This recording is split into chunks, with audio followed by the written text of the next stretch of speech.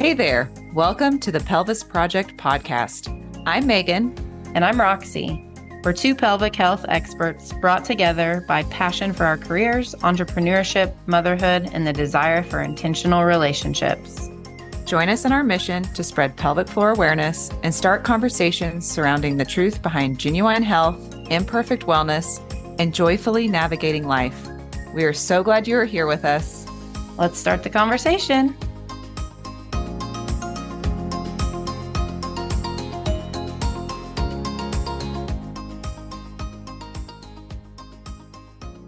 Hello, Megan. How's it going? Good. How are you? I'm doing well. We're back. We're back for a OG episode that we are circling back to. We are. Today, we're going to do a true pelvic floor 101. We've done an intro to pelvic floor episode before, but new year, new knowledge. Let's start from the basics. I think it's always a good place to regroup and jump off of. Last time we did a Pelvic Floor 101 was one of our very first episodes that we started the podcast, which was 2 years ago. So we thought we would, go back through again in case we have anybody newly listening. If you have been listening and you want a refresher, let's just jump on in. Okay. And that's what we're going to do. We're not going to do like super deep anatomy lesson. We're not going to use big words. So don't fear. But we are going to tell you what the pelvic floor is, what it does, and why it matters. And the heart behind that is because a lot of times people only hear about the pelvic floor when it's going wrong and they hear about the dysfunction. We want to go beyond like the leaking, the pain, stuff that happens when you're pregnant or postpartum or when things are not working correctly. And we want to focus on actually what it's doing well every single day and how well it actually works most of the time. And just the small percentage that it doesn't work, then obviously we're here for you. But we're just going to start with the basics here. That's right. Okay. So I'm going to start us off with what is the pelvic floor? And the pelvic floor is a group of muscles that lives at the bottom of your pelvis. So picture your pelvis as a bowl. And the pelvic floor muscles form the bottom of that bowl. So these muscles stretch from the pubic bone in the front to the tailbone in the back, and from the sit bone, from one sit bone to the other sit bone, side to side. So they are skeletal muscles, and that basically means they are muscles kind of like your biceps or your glutes or something. Those are skeletal muscles. So meaning the pelvic floor muscles can contract, they can relax, they can get stronger, they can get fatigued, they can get tight, and they can get overworked. So it's not just one muscle, they're a team of muscles. And I think that that's really important to remember is this whole they contract, relax, they can get stronger, they can get fatigued, they can be tight, they can be overworked, because this group of muscles isn't a group of muscles you can see or you think of. So with the bicep muscle or, your quads or your hamstrings, you go and you work out and you start to see that definition and you see these muscles getting bigger. And that's not what happens with we don't see that with the pelvic floor. And so therefore we forget that they are skeletal muscle, just like other muscles in the body. So just as important. Yeah. And I think you're hinting at with our other muscles, we can also feel them become stronger. We can feel that was easier to go up those stairs, or I could lift that easier, or that's less strenuous. Where when the pelvic floor muscles are working, we don't always feel them really working, except for there's just not evidence of problem. Essentially. Right. Yes. Yeah. The evidence of problem is the big difference there, which is really kind of cool because, on one hand, it's just such a cool group of muscles that works in synergy with so many other parts of your body. And it is great that we don't have to really think about it because, gosh, we have enough to think about already. Mm-hmm. So yeah, it's really awesome. So let's kind of move up a little bit. So Megan just outlined the muscles themselves. I just want you to think if we're stacking maybe, or, if we go in layers, So the pelvic floor is at the base of the pelvis. So we're just going to think a little higher than the pelvic floor. What sits on top of the pelvic floor, or what rests on the pelvic floor? So, spoiler alert, men and women have pelvic floors, in case you didn't know that. You should know that if you've been listening to our podcast at all. But for those new, we'll give you some grace here. But for women, the bladder sits right above the pelvic floor, then the uterus, if you still have your uterus, and then the rectum. And then for men, it's very similar. It's the bladder, but obviously instead of a uterus, men have the prostate and then the rectum. And so the pelvic floor doesn't necessarily hold these organs up like stiff, like a box or a floor or something like that. It doesn't just hold them up. It supports them, how we call it, dynamically. And that's just because we're moving all the time. So the pelvic floor muscles adjust. And so Megan talked about how they can be short or tight or long. They can contract or relax, right? So think of them just, they're moving, they're lengthening, they're shortening. These muscles are dynamically adjusting as we take steps, as we breathe, as we bend over to lift something, coughing even. And so just thinking about like when we exercise and whatnot, these muscles are constantly adjusting to whatever we are doing in that moment. And as they adjust, they're supporting these organs that are resting right above them. And so obviously if they are supporting those organs, then when these muscles are compromised, then if you notice, those are the organs then that we tend to see dysfunction around, as far as like leakage or bowel issues or prolapse, or just things like that. And so it coincides. The things that they support are also the things that bring symptoms when the muscles aren't working as well. And that can be that they're not working as well as like weakness and also like rigidity or just like not coordinated. And I'm like, thank goodness the pelvic floor muscle is so mobile, because like, good golly, you do not want the amount that like our organs descend and move inside of us that we don't even realize every time we take a good breath and our diaphragm drops and we almost get like this internal massage. If that was pushing down on like a brick wall, it would not feel good to our organs. So again, thank you to the human body for being designed the way that it is designed. So let's talk about some of the main functions of the pelvic floor. So we're going to go through a few of these, and hopefully we don't get on a tangent because it's easy to do. But essentially, one of the main functions of the pelvic floor, like Roxy just talked about, was support. So it helps support your pelvic organs against gravity. And when support is challenged, people may notice things like heaviness or pressure, like a feeling of pressure, a bulge sensation. Symptoms often get worse at the end of the day. And so there are things that can happen to where if we have a change with time, which is referred like a prolapse, if you will, and the organs drop low enough, the pelvic floor muscles can no longer kind of get up. They can't really sustain up underneath them to suspend those organs where they need to be.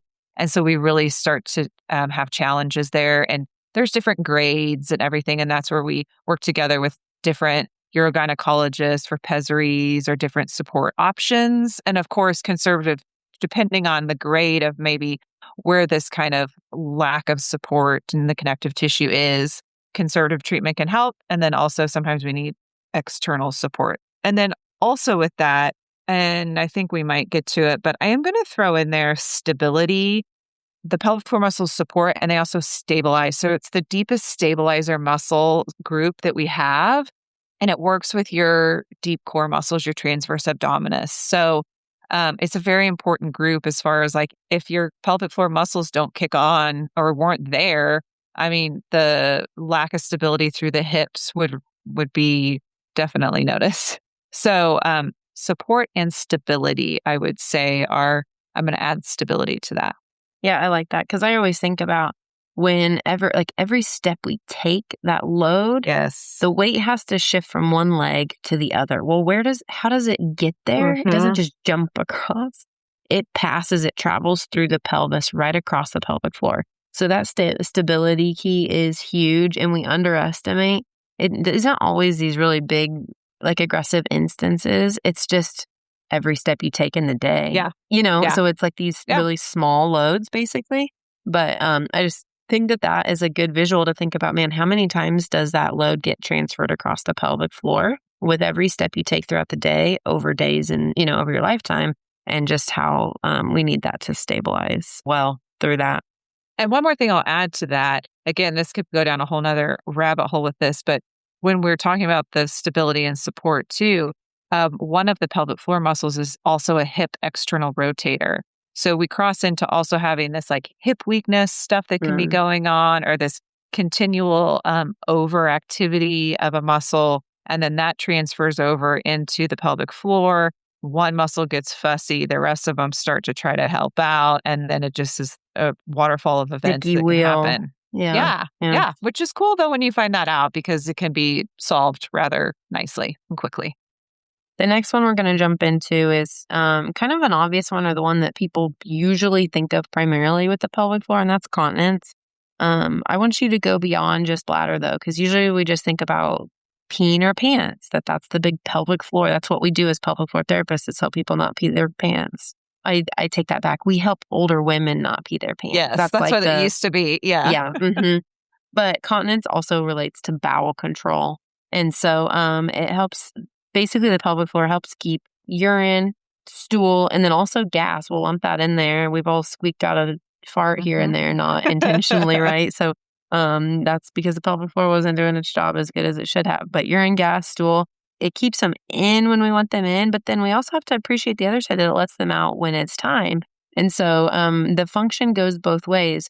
Like I said, the assumption is that we just work with people who are leaking, but the sad reality is that we also work with a lot of people that have trouble emptying, and that can be like a maddening thing for people, because to be sitting there trying to pee or trying to poop and it not come out, it's like, well, shoot, now what? And so that's Uh-huh. definitely a population of the people that we work with. When we talk about continence, we just want to definitely delineate there that it captures multiple openings and functions, and then also not just holding in, but also letting out. And so it requires the ability to contract, that's the hold part, but then also the ability to fully relax, which is the emptying part. And I would argue that helping those muscles relax when they don't want to relax is harder, in my Uh-huh. opinion, because when you relax, it should just be natural.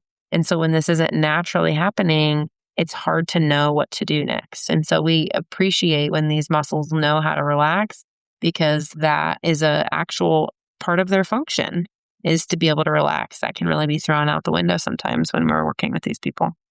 Absolutely. And I mean, I know like when you take the pelvic, like one of those first courses, it's, we're referring to it as continence, but it's really sphincteric because, yes, to your point, it's the ability to let out and let in, or not let out, let in, but I got you. I know what let you're go. talking about. Yes. Yeah.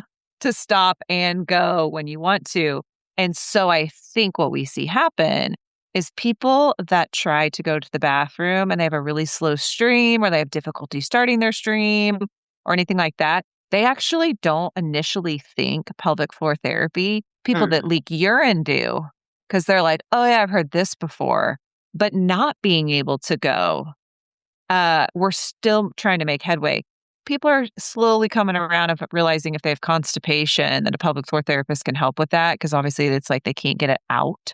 The number of people that are self-cathing, like Yeah. for permanent, is kind of astonishing. Yeah. Yeah. So We anyway, can help with that. If anyone's something to think about. self-cathing, call Yeah. us. So next one is sexual function. So we've had support, sphincteric, and now sexual function. So these muscles play a role in blood flow, sensation, comfort, the ability to contract and relax during orgasm, and pain or tension here can impact sex just as much as weakness can. So if we break this down, we need the muscles to contract, relax. We need a healthy muscle. Healthy muscle needs to have good blood flow. If a muscle has too much tension, we're going to have less blood flow. We're also going to have more tension onto the nerves, which we need the nerves to send the signal for contraction. We also need the nerves to have innervation to the clitoris. So if everything has tension around it, we're not going to get as good sensation, blood flow, contraction, and then comfort, because if we have all this tension, It That can hurts. become painful. Yes. And then it hurts. Now we laid down a pain pattern. Then we have pain. Now our body wants to protect ourselves. And then we don't even want to think about intimacy. So hopefully that little breakdown there, I mean, you can see where it snowballs real quick. And again, this is something that we see so much. And honestly, it's one of the things I like to treat the most because sometimes people just need they just need like somebody there to be on their team and walk them through this so they can be like, oh, okay, help the subconscious brain, do some pain retraining, a reprocessing of that, and then find our root cause, treat it, and be able to have a corrective experience with that. So hopefully that everybody tracked that, and we could do a whole nother episode on painful intercourse and sexual function and all that business. That was very nice. You said that well. Thank you. I want to talk about pressure management as a function of the pelvic floor. And so thinking about pressure, I mean, if we really think about the abdominal canister, you have diaphragm, core, and then pelvic floor, it makes a can, like a can of pop. So why is that important? Every time that you cough or you laugh or you holler at your kid Mm-hmm. or Mm-hmm. you lift something or you stand up from sitting or you jump or run or anything with impact, pressure increases in your body, in your abdomen, and your pelvic floor then responds to that pressure that's coming down on top of it. So if it doesn't respond well, then that pressure is greater than the pelvic floor and we get a leak or a fart slips out like I referenced earlier, or, there's prolapse feelings. You have pressure, just like this heaviness in your pelvis. Conversely, if your pelvic floor responds well, then it can be dynamic and fluid and it can absorb that shock well and then rebound. And so it's not just about the pelvic floor, but it also is working together then with your diaphragm and your deep abdominal muscles and your postural muscles Mm-hmm. and your mover muscles. And so there's this dance that happens when pressure happens, and the pelvic floor needs to be on point because it's not the only thing that has to adapt and has to respond to that pressure. And we all know how it works when there's a team and there's not teammates that are working together in that Yeah. team. It's just a recipe for disaster. So the pelvic floor plays a huge role in it. That's where we'll see the symptoms if there's breakdown. But that pelvic floor is very much responsible for just being dynamic and shock absorptive with that pressure management and then working together with these other parts of the body in order to ensure that everything's functioning well when that pressure increases. Yeah, one of my most favorite things to do is like watch how people cough because some people cough and it's like down and deep into their belly. And then other people cough and it's like up and out, if you will. And it's really interesting because I like to watch and think like, man, their pelvic floor is having to take so like the people that cough like deep and down into the belly, the pelvic floor has to sustain so much pressure and be able to recoil quickly to like show up versus the other type where we have like a little bit of like a brace, if you will. So sometimes like even retraining people on that is something that we look at. But when I people watch, I mean, obviously, hopefully they're not out coughing a lot, but that's one thing that I don't know, just weird like that. So I was thinking like, oh man, their poor pelvic floor. Anyway, okay, so yeah, we talked about our support and stability, our sphincteric, how that works that in a sphincteric fashion, sexual appreciation, and then kind of this like pressure, some pump type of function that it might have. So, pelvic floor contraction versus relaxation. This is where a lot of confusion lives. And the pelvic floor must be able to lift and contract and lower and relax. So, problems happen when muscles are weak and can't support, or like sphincters can't close, and muscles are tight and they can't relax or coordinate, or both at the same time, which we also see that happen. Mm-hmm. And so, this is where you can't do this like blanket statement where I really, when someone says like, someone who's like pregnant, and they're like working out to the end. It's like keeping her pelvic floor strong. And I just always think to myself, but can they relax their pelvic floor?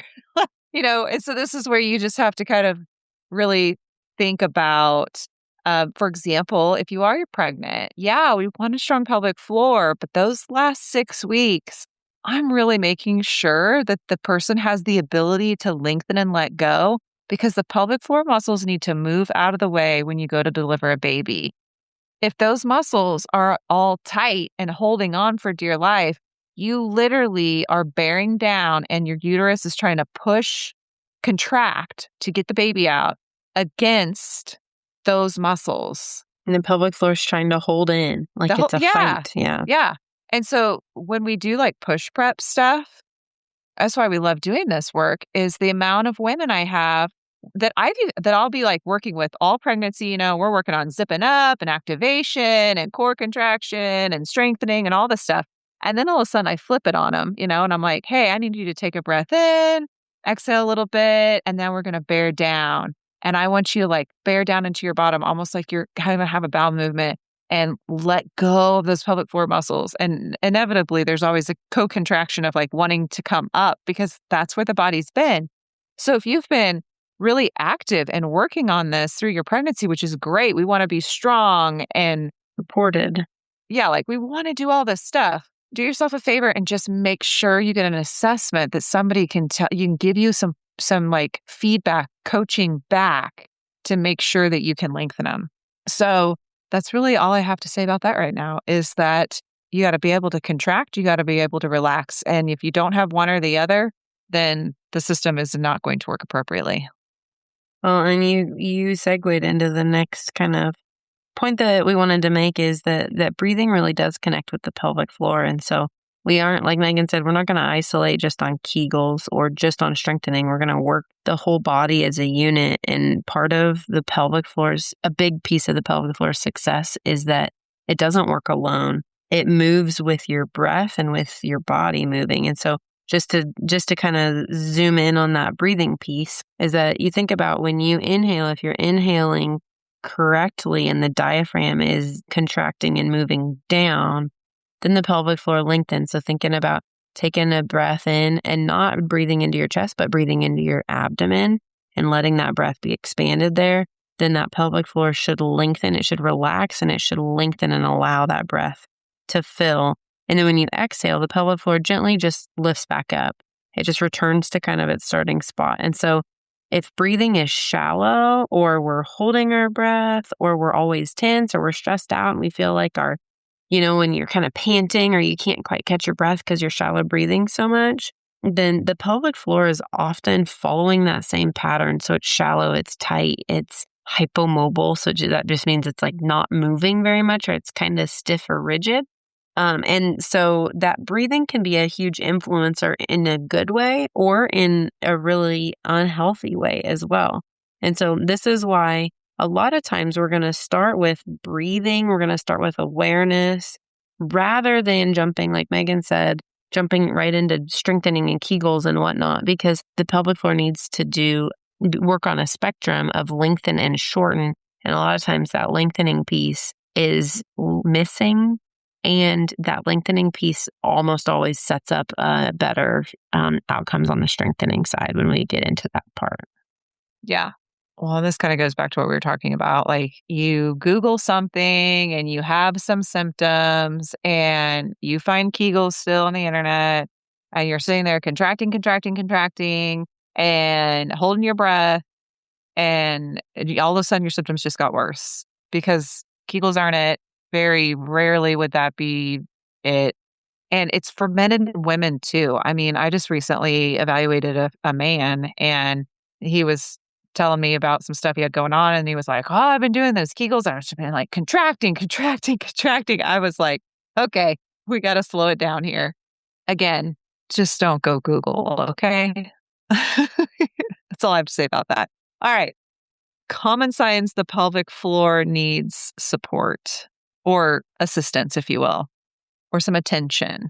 Some signs your pelvic floor might need attention include leaking urine or gas, strong urgency or frequency for urination or bathroom trips. So that's urine and bowel, pain with sex or pelvic exams, constipation or straining, pelvic pain, tailbone pain, deep hip pain, which, by the way, all those pelvic floor muscles attached to the tailbone there. So, really, if you have tailbone pain, we are the people that you want to see.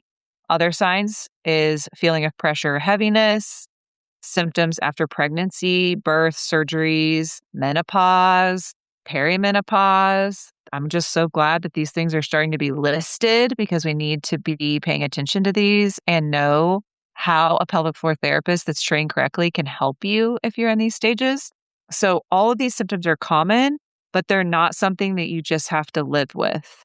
I think Nicole Cozine said something about this not too long ago. And it's funny she said this because I've thought this as well, where we say like common, not normal, or something like that, whatever that phrase is. But she said something like common, not optimal, I believe is what she had landed on. And that I really like that because a lot of people live with this stuff, but it's just not optimal and you don't have to just live with it. Yeah. Before we wrap up, we just want to give you a little taste or a little nugget or a little perspective into then what pelvic floor PT or just pelvic floor therapy in general is. That it's not just exercises. And I think a lot of times when people come to their first visit and maybe they have zero knowledge of what pelvic rehab involves, or the doctor hasn't really maybe given them anything to Mhm. expect, that they're like, is it just going to be exercise or what do I wear? People are asking questions like that. So exercise is involved, but it can also include and usually includes and not limited to education. We're big on educating. We like to help you understand how your body works. We're also going to work on breathing and pressure strategies like we just talked about. Another thing that we like to teach you is to learn how to relax and contract properly. That's the one that we're a big stickler on, is helping that muscle just function correctly, because we just chatted about what happens when it doesn't relax, and just the misnomers of the overcontraction that people tend to have been trying before they come to us.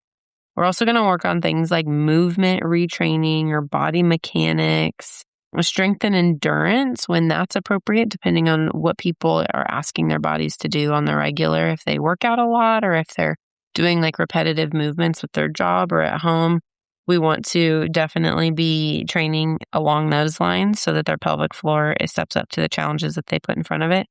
And then also just things like lifestyle modifications, habit changes, or support. If they have really good habits, we want to feed into that more.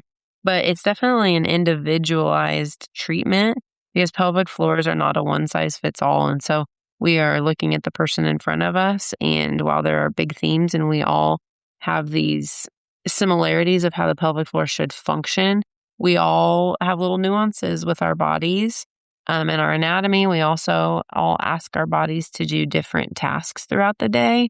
We also all have different stress levels and different brain patterns with how, when we experience a stimuli or an urge or something like that, our brains all respond just a little bit differently. And so while we have a good idea of what normal is or optimal, like Megan just talked about, everyone's so different that we aren't going to, it's not a cookie cutter, one size fits all treatment program. And that's where working with someone who is trained and educated on this is extremely valuable in helping you get to the root of the problem and correcting the pelvic floor, reminding it and retraining it how to work correctly, which we've just, been spending this time talking about all the functions and whatnot. But that's where the value is not just doing what the person you read about online did and hoping for the same results, because you're different than that. Sorry to break it to you. Uh-huh. Uh-huh. Absolutely. And I say this jokingly because I know why people ask this, and that is okay. And if you are somebody that's called us up and asked us this question, it's all right. You're forgiven. But we still get questions where people will call and be like, so this takes more than one visit? Like, oh, can't you just give me like a whole bunch of stuff on one visit and then I'm good? And this is where now you can see the different complexities of like, no, the answer is no, we can't do it in one visit because everybody's individualized and because there's different factors that go into this. And we would be doing a major disservice to you if we treated you like somebody that was cookie cutter. We're like, yeah, Mm. sure. I'm going to give you all the same, like, here's a whole packet, like, go for it. Because what works for one person does not work for another person. And depending on where you are in your recovery or your rehab, it doesn't translate equally. So, no, it cannot happen in one visit. And I always like to apply that to like other things. I was trying to think of that, think of it in like another analogy of like, you can't just brush your teeth one time to like not get cavities or something like that. I don't know. I can't think on the fly of like what the equivalent would be. A really long-term equivalent would be like school. Like you don't just go to school and learn it all in one day. You learn the basics and then you build off of True. that and then Yes. you build Yeah. off of that. Yeah, you build off of it. And you can't That is a just good jump one. into senior year of high school and be tracking. You have to go through the Yes. necessary steps. Does that make Yes. sense? I think And that's that's a kind of really how the good one. body is. Because you think about, you see like, on social media or all these things and these different dynamic exercises that someone's doing that is for pelvic floor.